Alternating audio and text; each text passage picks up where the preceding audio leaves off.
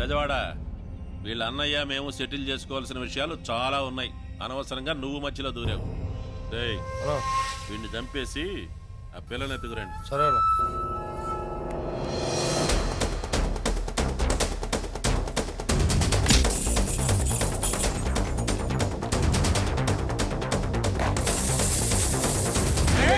నీ చెల్లెల్ని బెజవాడతో బ్యాంగిల్ బజార్కి పంపించే నువ్వేం బేగుతా ఉంటావు ఇంట్లో?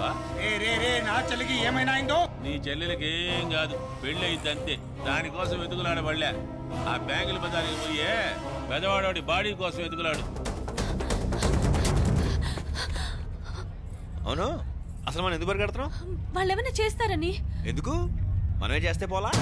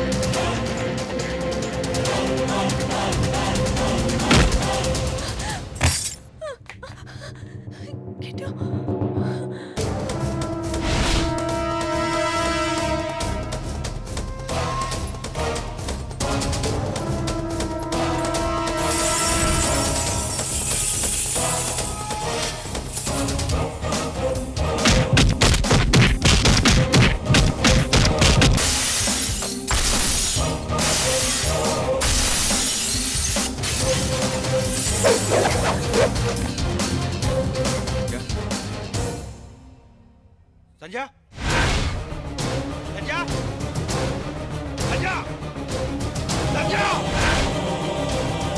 సంజయ్.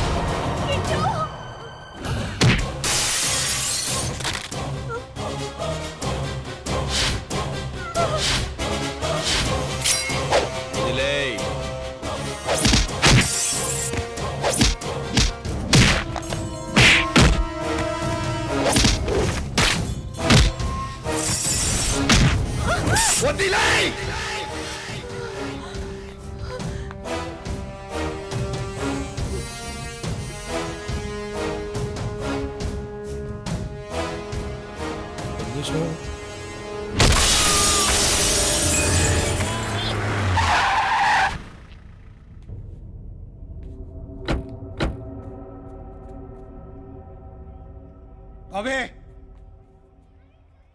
అన్నయ్య, ఇలా వచ్చావేంటి అన్నయ్య? నువ్వెందుకు వచ్చావు? బ్యాంగిల్స్ కొందామని వచ్చాను, కానీ బెల్ట్లు కొన్నాను, అవసరం కదా అని. సంధ్య ఎక్కడా? సడన్ గా అలా అడుగుతావేంటి అన్నయ్య? సంజయ్ ఇంట్లో ఉంటుంది కదా, ఇక్కడ ఎందుకు ఉంటుంది? నేనున్నానుగా, ఎందుకంత భయం? ఏంటి ఆగిపోయావు?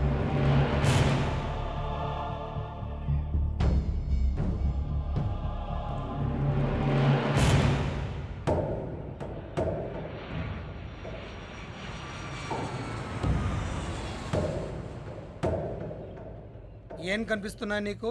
ఇళ్ళు. ఆ ఇళ్ల మధ్యలోనే శ్మశానాలు, సమాధులు కూడా ఉంటాయి.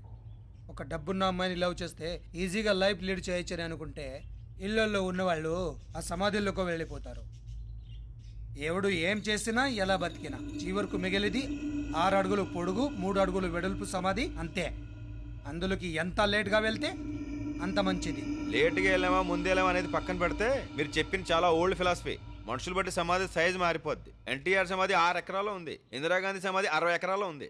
ఎదవో సోదాపి విషయం ఏమిటో చెప్పండి. నువ్వెవరితో నేను మాట్లాడుతున్నావు ఎవరితో ఇలాగే మాడతాను నువ్వే మీరు చెప్పండి. తిక్కగా మాట్లాడినా తింగర్గా మాట్లాడినా నీ మీద ఇక్కడ సాఫ్ట్ కార్నర్ ఉంది, అందుకే మాట్లాడుతున్నా. నువ్వు కొట్టింది ఎవరి మనుషులనో తెలుసా?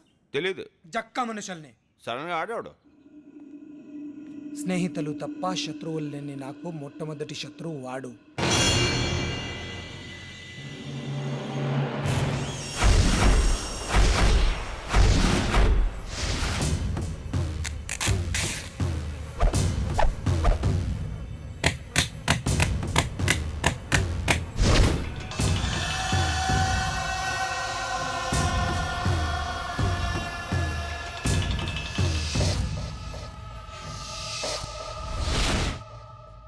భయం అంటే ఏమిటో తెలియని నాకు భయాన్ని చూపించిన వ్యక్తి వాడు.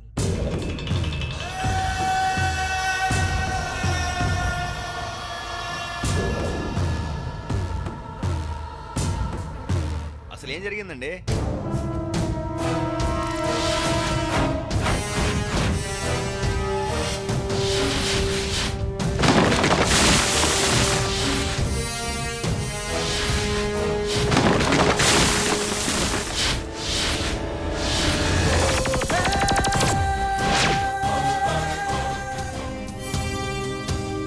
సార్, అది జక్కా కట్టిన బ్రిడ్జ్ అండి. జక్కా గురించి మీకు తెలీదు. జక్కా గురించి నాకు తెలియదు, కానీ అతను కట్టిన బ్రిడ్జ్ గురించి తెలుసు. అందుకే గవర్నమెంట్ నన్ను రిపోర్ట్ చేయమని చేస్తాను. జరిగిన నష్టానంతా అతనితో కక్కిస్తాను. జక్కా చాలా డేంజరస్ పర్సన్ సార్. నేను జక్కాకి భయపడ్ను, జనానికి భయపడతాను. ఇదోకేనా నాన్న? ఏదైనా ఎల్లో షేడ్లో తీసుకోమా, పెళ్లి కూతురు కదా. అలాగే ఆ ఎల్లో సారీ చూపించండి. అవి పర్సనల్గా ఇచ్చేయి, ఇవి పోస్ట్ చేయి. అలాగే ఈ డబ్బు తీసుకెళ్లి కళ్యాణ మండపానికి అడ్వాన్స్ ఇచ్చేసిరా. ఇస్తాను సార్. ఓకే. శేషాద్రి గారు, అయ్యా నమస్కారం. నమస్తే, వస్తున్నా. మీరు పెళ్లి కొడుకు తాలూకానా? జక్కా తాలూకా అంటే జక్కా మనుషులు. నేను జక్కా మేనమావని, వీళ్ళందరూ జక్కా ఫ్రెండ్స్. చంపమంటే చంపతారు, నరకమంటే నరకతారు, పెరకమంటే పెరకతారు. నరకడానికి పెరకడానికి ఇక్కడ మొక్కలేమీ లేవు, మీరు వెళ్ళొచ్చు. చూడు ఇంజనీరు, రోడ్లన్నాక పాడైపోతాయి, బ్రిడ్జిలన్నాక కూలిపోతాయి. ఇప్పుడు శ్రీహరికోటలో రాకెట్లు పైకి పంపిస్తారు, ఆడై ఫెయిల్ అయిపోతాయి. వాటి మీద ఏమైనా కేసులు పెడతామా? మీరు ఇక్కడి నుంచి వెళ్ళకపోతే మీ పైన పెట్టాల్సి వస్తుంది కేసు. నా మాటిని మాకు ఫేవర్ గా తయారు చేసుకున్న ఈ ఫైల్ మీద సంతకం పెట్టు. జక్కా ఏడుకొస్తే వ్యవహారం ఇట్టా ఉండదో. ఏం చేస్తాడు? నేను సంతకం పెట్టను. పెట్టాలి.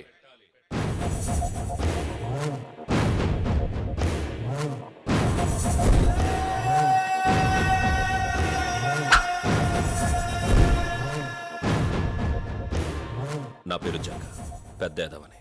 మా మామయ్య ఇంకా పెద్ద బోకు. ఉట్టయ్య నిజమా? నీ కారుందా? సొంత బిల్డింగ్ ఉందా? ఏమీ లేనివాడివి అన్నీ ఉన్నవాడితో పెట్టుకుంటే ఉండే ప్రాణాలు కూడా ఉండవు. సంతకం పెట్టు. నీకు ఇన్ఫ్లుయెన్స్ ఉంటే కోర్టులో తెలుసుకో, మా ఇంట్లో కాదు. నాన్న, నీ కూతురా? పెళ్లి కూతురు.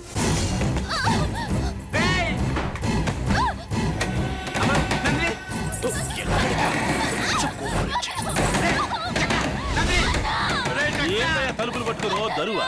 అదే బిడ్డ సంతకం పెట్టు, మీ అమ్మాయి బయటకు వస్తుంది. మీరే సంతకం పెడతా. ఇదిగో పెన్ను.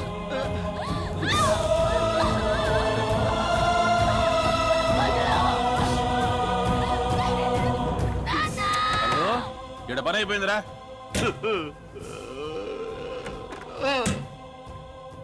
ఇక్కడ పని అయిపోయింది. ఇంకా బా 97. రే సిన్సియర్, ఇప్పుడు నీ కళ్ళలో భయం, నీ గొంతులో భయం. ఇదే భయం నా పేరు చెప్తే అందరిలో ఉండాలి.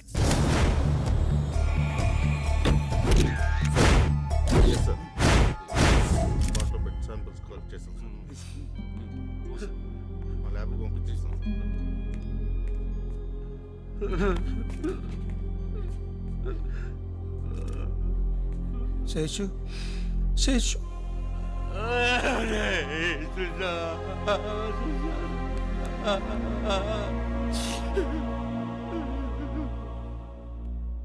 నా సిన్సియారిటీకి మెచ్చి భగవంతుడు నా ఆన్న వాళ్ళందరూ తీసి వెళ్ళిపోయాడు. నా కూతురు కూడా. బాధపడాల్సింది నువ్వు కాదు, తప్పు చేసినవాడు. నీ కన్నీళ్లకు కారణమైన ఏదో కొడుకు నీ ఊరికే వదలను. అల్లుడు, ఆ ఇంజనీరు లాయర్ నోటీసు పంపించాడు. 14వ తారీఖు కోర్టుకు పోవాలంట. వాడికి కూతురు పోయినా పౌరుషం పోలేదు. కోర్టుకెళ్ళి చాలా రోజులైంది. మంచి లాయర్ని చూడు.